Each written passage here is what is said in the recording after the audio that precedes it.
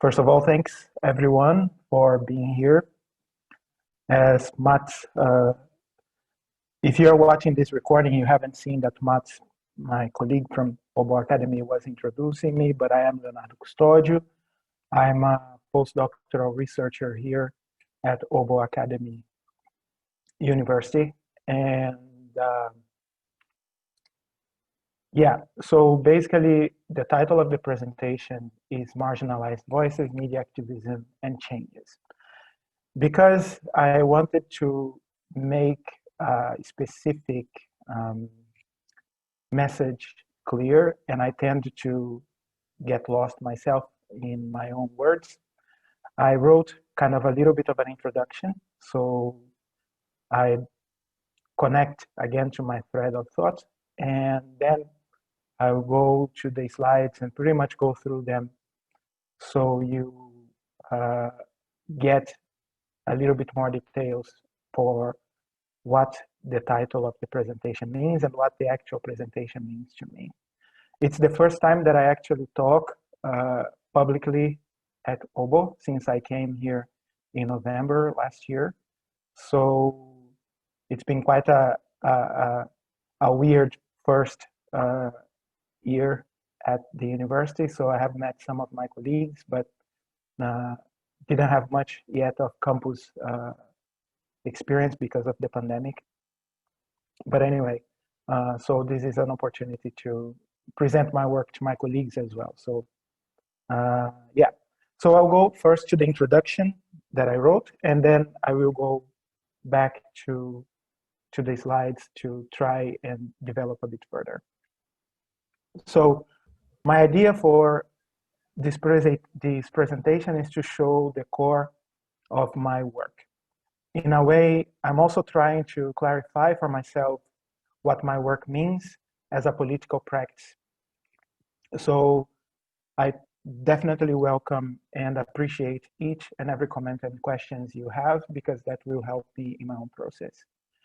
Since I started my university study 17 years ago, I've always wondered, as I think many of you have wondered yourselves as well, issues around the following questions. What's the point of doing this kind of work? What's the social political relevance of my research? And what do I study and research so much for? In recent years, these soul-searching reflections, in a way, have intensified as I have engaged in what I refer to as activist research. It's not my invention, it's been there forever. But basically for me, it means to do research that's committed to struggles against inequality or inequalities by people who suffer from these inequalities. Specifically, I have worked with favela activists in Brazil, activists and artists. I have also worked with anti-racist activists in Finland, Brazil, and other places. In practice, this working with people means being involved in multiple activist initiatives. I'm now, for example, in the process of distributing a short documentary that results from the collaboration with media activists in favelas. This process of the documentary started with my PhD, actually, in 2016. I'm also one of the coordinators of the Anti-Racism Media Activist Alliance, which is a project, a 3-year project funded by the Kone Foundation here in Finland. These activities, both the documentary and the activities with favelas, and also the Anti-Racism Media Activism Alliance, are very exciting, even if there are many challenges connected to them. One major challenge for me is, again, I will formulate these challenges into questions. How can my academic work, instead of my body or my voice, contribute to the struggles of the people in whose actions I'm interested? How can scholarly practice and knowledge be useful for actions aiming at social political changes?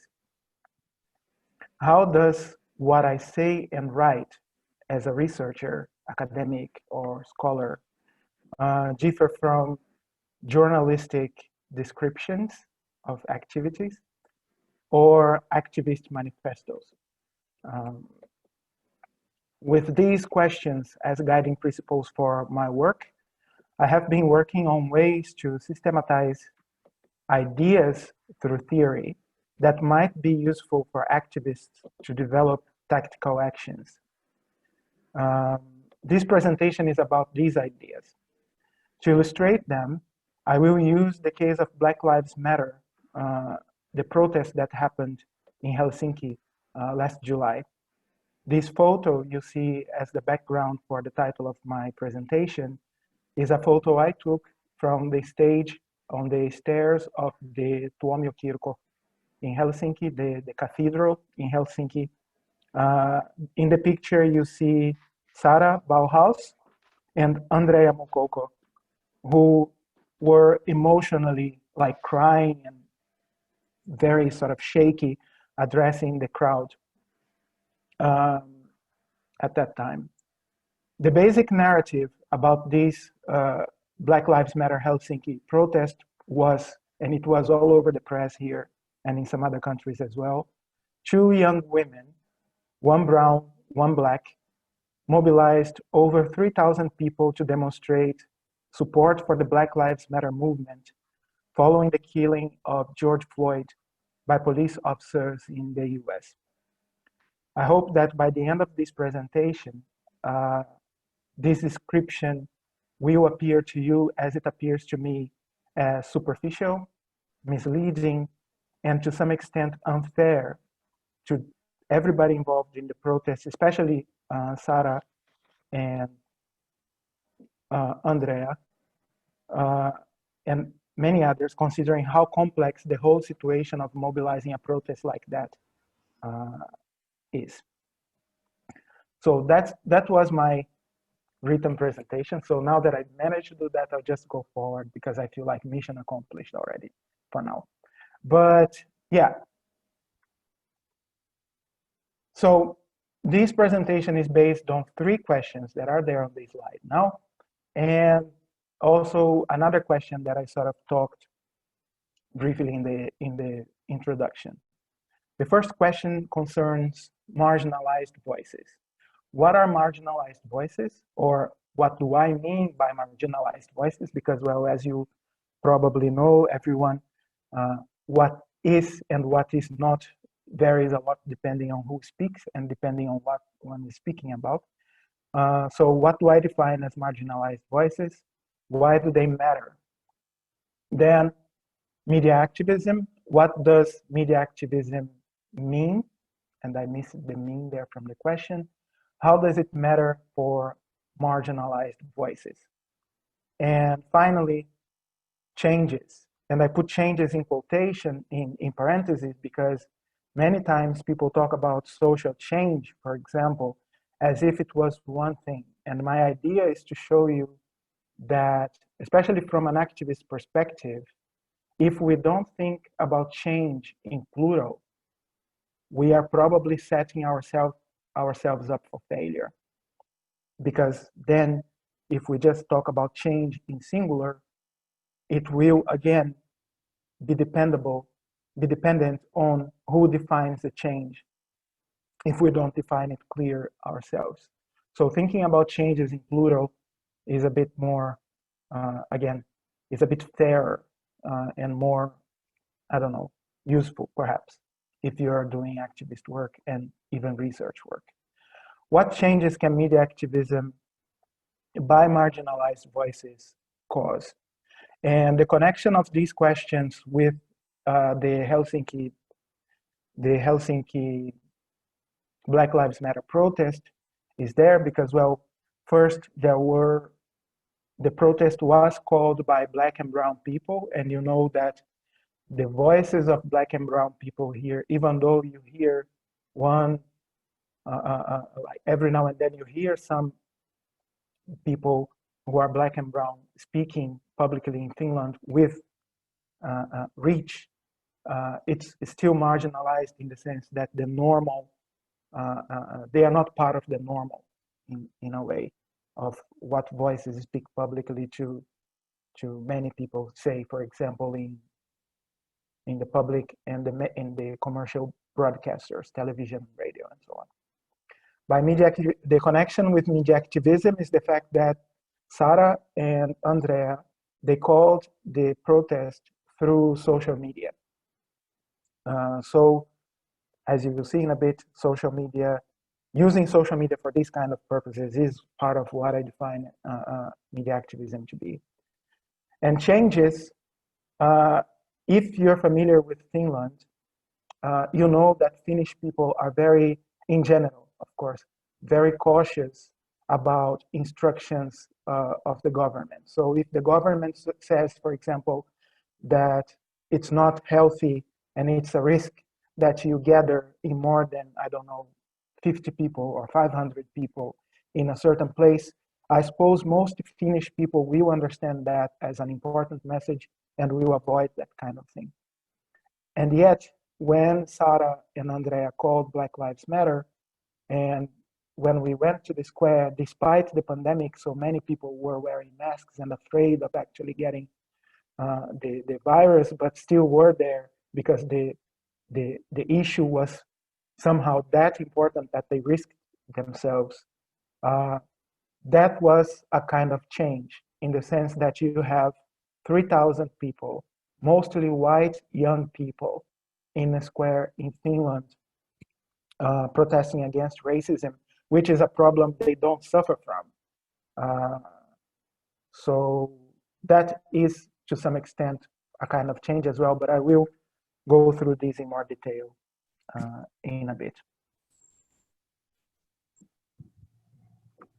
Yeah. So now, what are marginalized voices and why do they matter? And then you have this very weird, almost cult-like figure. And I will try to explain what I understand by marginalized voices by using this picture. So first, this picture is based on my reading of theories about the relationship between public and counter-publics originally, and other publics, as some other scholars have been writing. So basically, the way to understand public, or the way I understand public in these theories, is that people are trying to understand the dynamics between different public debates. So what public debates affect most people in a certain place, what public debates are restricted to specific people, what public debates move from specific people to a more general public discussion that affects more and more people, what public debates remain in their own niche. And I will deliberately avoid the using bubbles here because I think the term bubbles is really problematic. But like basically how these conversations interact with one another. So if I think about, for example, anti-racist debates, they would be something outside the dominant discussion in Finland. If you think historically, for example, those who are in Finland or familiar with Finland will know that until maybe early 2000s, maybe, very few people talked about racism publicly in Finland. And by publicly, I mean in news programs, talk shows, radio programs, even openly, to the point that many people, when you talk about racism face to face, people are very uncomfortable because they don't necessarily understand. Either they don't understand what racism is, or they question what's the point of talking about this because we're all humans anyway. So the idea of talking about racism is quite new in Finland, right? Not necessarily, because there have been conversations about racism all along since there were people who suffer from racism here. Maybe They didn't talk about racism using the term racism or framing the discussion the way we frame today, but they definitely talked about being harassed in the shop, having their cars burned because they are different, being treated as terrorists because of a certain place where they come from in the world, uh, being avoided in certain situations because of the way they look and people thinking that that's dangerous, that's a threat, and so on. Definitely, there have always been conversations about that. What's happening now is that these conversations are these public debates because they were never private, right? They were never in somebody's home. People were talking about this in school, maybe among students, in football games, in, I don't know, swimming halls and other spaces of public conversation, but not necessarily on media in ways that would reach as many people as possible. So what's happening now? Why is it changing now? Why is there so much conversation about racism nowadays publicly among people who never talked about racism before than there used to be maybe 10, 15 years ago? And how does this relate with the Helsinki Black Lives Matter? And how does this relate with marginalized voices? So if you look at the graph, in the middle, I don't know if you can see the icon here, but I suppose you do. There is this circle, this black circle in the middle. I put it there to represent the dominant public debates. It could be a horrible interpretation of that, but go along with me for a while. That means that the conversations, the public debates that reach all of us, often these public debates that reach all of us or most of us, they are mediated by, say, mainstream media. So when something here in Finland goes to Helsingin Sanomat or Yle or the private channels or radio stations, the likelihood that I will talk about that topic, even not being directly affected by it, is quite high. Because it becomes sort of part of the conversation. It becomes the rain talk in a way, like, oh, I think it will rain. So if you sort of like the conversations you have with other people when, for example, you want to be part of what people are talking about. Yeah, so the arrows, basically the arrows that are dark, black and thick, going to the small balls in all directions, is to suggest that those conversations go everywhere. Even if you're not necessarily interested in the topic, you will know what the topic is about. The small black circles connected by a thin circle, I put there to represent these other public conversations, these other topics. So for a long time, the conversations about racism, say the public debates about racism, even if not using the word racism, they were one of these bubbles, one of these circles, one of these specific public debates. And why I'm saying that? Because they were happening among people that for whatever reason, they were interested in these conversations. That goes with people who suffer from racism, people who suffer from discrimination and want to figure out why they do and get into these conversations to learn, basically. People who want to act against racism, even if they don't want to, if they are not suffering from that. So basically, you would have to have an interest in the topic to be part of the conversation somehow. Recently, and by recently, I mean after the 2000s, with the popularization of social media, what's been happening is that these other public conversations about issues that are not necessarily general, they became sort of systematized in forums online, in chat rooms, if you are as old in internet as I am, in groups online, in WhatsApp groups, and so on. And the idea with these technologies that They didn't create the conversation, but they helped people who had those conversations to organize them and to have them in ways that they were not like face-to-face anymore. So when people talked about racism, say for example, my experience in Finland, I know that there are secret groups of people who suffer from racism who talk about racism and try to figure out together how to deal with that, in which white people are not allowed.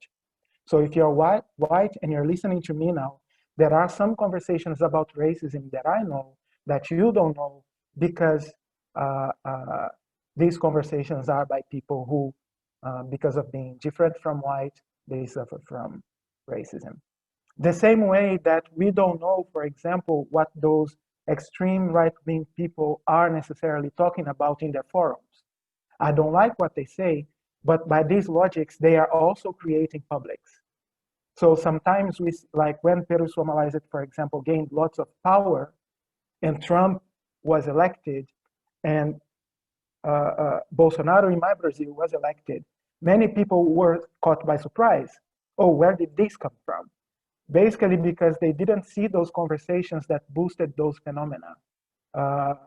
So basically, like for them, because they were not part of the conversation, those things didn't exist and came out of nowhere.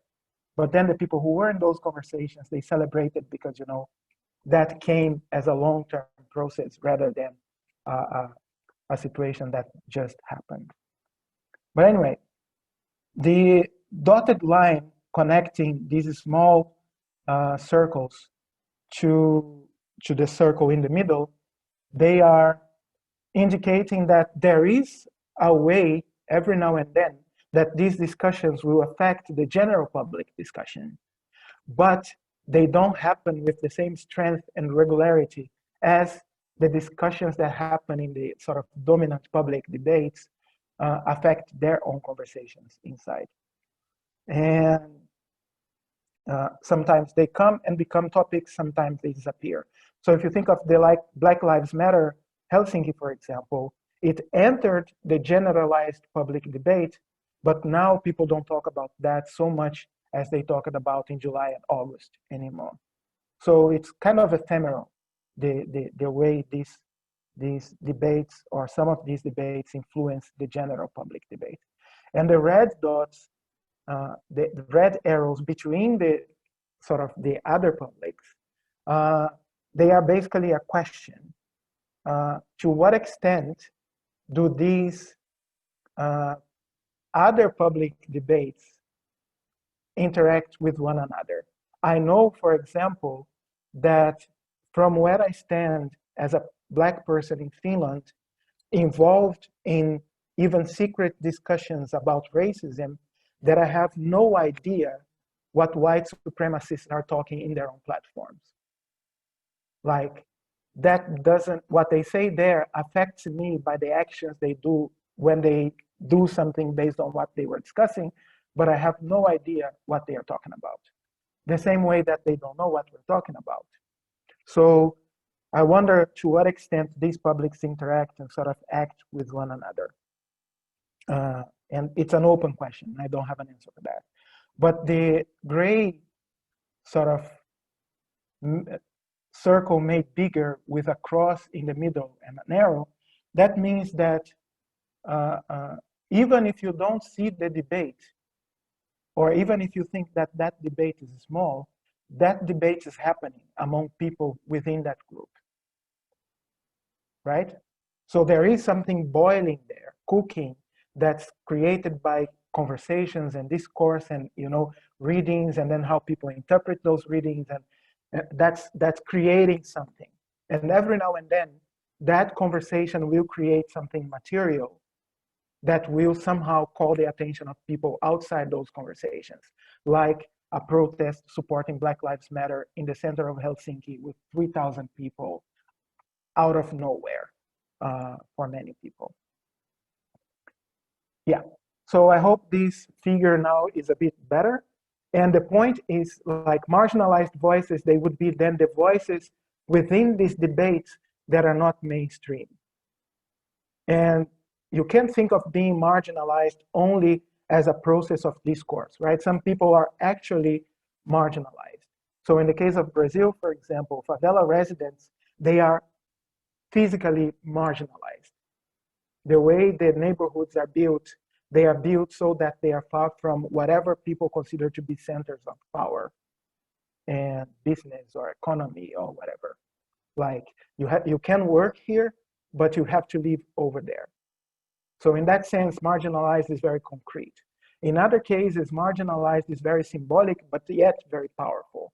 So for example, the fact that Roma, people of Roma descent or people who are Roma have been in Finland for hundreds of years, and still we talk about them as minorities, and of course they are minorities, but we still talk about them as these others that are not part of our society. That sort of is an example of symbolic marginalization in a way. And marginalized voices, they are the voices that are not somehow given the chance of speaking for themselves in these spheres of public debate that will reach most people in a certain place. Right. So what does, why do they matter? They matter because if we accept the idea that a society that's plural is healthier, that democracy is actually the rule of the people, and therefore all the different people who shape the people are to have that kind of power, then they have to speak, if not equally, at least in ways that they represent themselves in public debates and therefore in other aspects of social political life. So what does media activism mean, and how does it matter for marginalized voices? First, media activism. Again, keep thinking what Sarah and Andrea did in terms of mobilizing the Black Lives Matter Helsinki protest through social media. So by media activism, I mean the individual and collective actions in, through, and about media. In media, because you are in the platforms, be it if you are a journalist in Yle, if you are a user of social media, you are in media somehow. Through media, then it's the idea of media being instruments for change somewhere else. And about media are those debates about changing the way media works as well. So if you use social media to say, for example, that there is not enough plurality in Yle, you're doing media activism about media in that sense, media policies and so on. These contesting actions derive from and or lead to the enactment of citizenship through actions against inequalities from which they suffer and people suffer. Enactment of citizenship means not like, oh, now I have my papers, I'm a citizen, but, oh, now I feel like I belong to this place and I can do something to make things better for everyone, including myself. So the idea that you engage civically with society so that society becomes a place that's civically better for everyone, including for yourself, when you realize you have that power, that's sort of the enactment of citizenship that I'm talking about. By engaging media activism inside, outside, and across communities, people raise critical awareness among peers, generate public debates, and mobilize actions against or in reaction to material and symbolic consequences of inequalities in their everyday lives. Now, the basic definition of what happened in Helsinki, in the Black Lives Matter Helsinki demonstration, was that 2 young Black women mobilized 3,000 people to go to the square. What you don't see, and what people don't necessarily talk about, and if you remember my introduction, when I said like, how can my work contribute to these things? to activism and change, I've been like, okay, so how can I think as a researcher of what happened so that I don't reproduce this very superficial description of what happened in Helsinki in July? And when I think of this public counter-public graph and what I understand by media activism, the first thing that comes to my mind is that what Sarah and Andrea didn't come out of nowhere. I don't know them. I don't know what exactly motivated them to do what they did in terms of creating the protest event in social media. But what I know is they are young and they were born, or sort of they grew to become the young people they are now in a place where conversations about racism are much more established and respected in its value than it was before they were born. So my point is that if they had an idea of supporting Black Lives Matter, I can be quite sure that that idea came from conversations that people were having, that they were having with people about the issues of racism and how, most importantly, how something that happens in the US relates to them in Finland. And to make that connection, you need to talk to people, either face to face or, like we're doing now, or reading what people wrote before, checking films, listening to music, observing dances, and that kind of thing that will trigger you an interest and a certain knowledge to think of a topic to start with, and then to mobilize you in a way to feel that you can do something for change as well. So if I think in Finland, for example, people who have been talking about racism in ways that might have affected Sara and Andrea in their thinking are, well, there is Ruske Tutot, who has been a platform that has been publishing issues about racism all the time for, I don't know, almost 10 years. No, over 5 years. Sonia Lindfors, Marian Abdul Karim, who have been, Jani Toivola, and others who have been occupying spaces in mainstream media to make the conversations about racism familiar to many people in Finland in ways that they weren't given the sort of patient explanations before. There are more recently Wood Hair Day Collective in Helsinki, basically talking about issues of racism by talking about Afro hair and being African and Finnish and so on. So there have been all these things going on in which conversations about racism and anti-racism have been happening that I'm quite sure somehow affected the way Sarah and Andrea felt about the issue themselves. Not to think of racism as something that happens against Black people in the US, but we have to do something now because it also matters for us. Our lives also matter. So the shift between something that happens over there to our lives matter too, which is some cards that people had in the protests, that happens through conversation. You may have missed the conversations in which they were involved. I definitely don't know all the conversations they were involved, but there have been changes in Finland that created these kind of conversations and made them repeated many times. Social media, also in Yle, in radio, and other platforms. So that now a new generation of Black and brown people see themselves as Finnish, but Black and brown Finnish people, and not necessarily as outcasts in a society that would never be their own, as I imagine many people used to feel before. So my point here is like, what they didn't happen in a vacuum. They did that, yes.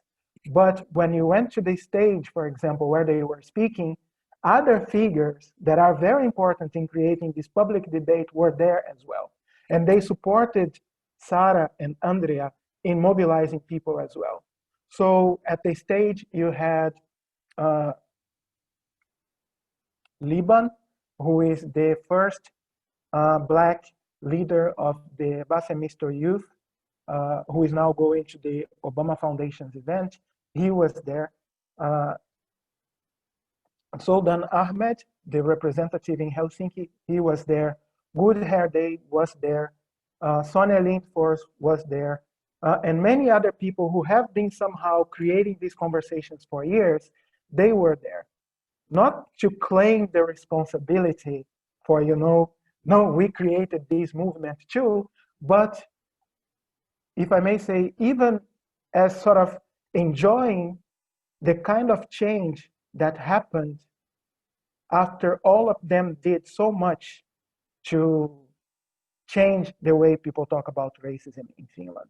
And I think that that's why most of us, older, younger, we who were behind Sara and Andrea, when I looked around, we were all crying to some extent, because it was good, I think, to see that the conversation is in that level of mobilization, but at the same time, that the people who came up with the idea to bring that and the energy to bring that, they were people who aren't necessarily, how can I say, seen institutionally as people who are somehow, who have a certain reach. So to walk back and let the girls address the crowd was an emotional thing for everybody, because it's sort of like they represented the situation in which a new generation of anti-racist activists in Finland spoke for things that have been spoken before in these sort of restricted conversations, in these restricted publics. And they represented sort of a bridge, the moment in which those conversations reached the main public in Finland. Finally, what kind of changes, and I'll try to do this quick so we have a conversation about this. What kind of changes happen, and why was I saying in the beginning that we have to talk about changes in plural? Because when we talk about change in singular, you give people the margin to interpret the change the way they want. And what many people will often do when they hear the word change is think like, either you change society or it doesn't really matter. It's too small to matter. So, for example, if I shout against racism, just like thousands of people there shouted, and tomorrow racism continues, many people will say like, yeah, see, didn't happen, change didn't happen, this is useless, I'm not going to do this anymore, blah, blah, blah, or you should stop doing whatever because, this is change, this change will never happen. Well, the thing is, change is happening. If Sara and Andrea felt strong enough to mobilize a protest to attract 3,000 people to Helsinki, there is something in their sense of self that changed, that shifted them from people who were somehow shy and afraid of speaking up and bringing these issues up to somebody who feels empowered enough to engage in that kind of activity and deal with the consequences of that, dealing with racist people in Finland, dealing with interview requests, so going to television and appearing for your own family, for example, can be quite challenging for some people and so on. So there is a change in the sense of self of people that happens that is connected with these conversations, these public conversations. Social relations, the fact that there were 3,000 people in the square during a pandemic shows you how social relations around racism in Finland have changed, especially among younger people than me, for example. Social norms take a little bit more work. While sense of self is an individual process that happens through collective engagement, and social relation is a collective change that happens through collective engagements, they are very straightforward in a way. But social norms don't depend on the people creating the action. So the change of social norms, for example, why do we talk about racism way more now than 20 years ago? It takes time, it takes work, and it takes people to relentlessly keep doing what they do until people realize there is an importance for that. Cultural patterns also take a long time, and it's not dependent on the people who want the change to happen. So if the N word is still used in cultural products in Finnish or in English and so on, it is used as it was used in the 60s, but now people cringe. Now people are like, should I say this? Or no, you shouldn't say this. So this cultural pattern has been changing through time. It won't happen like this, as people expect, but it's been happening. And policies, again, is something that changed not because of the trigger, but because of what the trigger does to the people who actually have the power to change policy. And changing policy means having more representatives of the group who suffer from the problem, having more conversations that are serious about the problem, and understanding the problem as a public problem and not like an individual thing. So yeah, these are all related to me. These are all places of change, if you may say so, that we can explore when we think about what we can do as individuals. And now I close when I think like, okay, what can I do with my research? One thing is share these with activists, hope for their inputs, and seeing if this applies to people who actually experience the process, not just as a researcher or not as researchers, but as people who are trying to actually make change, but also to think about what can I do as a researcher to contribute to this process. In the case of the Helsinki Black Lives Matter, for example, I, as a researcher, was invited to explain stuff to people connected with the protest. So I was invited by Yle Svenska to tell them like, why is representation important? And then I talked to some activist friends of mine about this before I talked to the reporter. And I said, how can we talk to these guys so that they understand the importance of this? What can we do? And then following this conversation with activists, what I told the guy is like, think of you as a minority Finnish, Swedish-speaking person in Finland. How would your life be if you didn't have Yle Svenska or your own media channel so that Swedish would be that language shared among this group in the country? And then he was like, oh, and I said, yes, that's why representation is important. And that's where I stop, my friends, so we can have a conversation now. Thank you for listening. And yeah, now I will close my mic and listen to all of you. Thank you.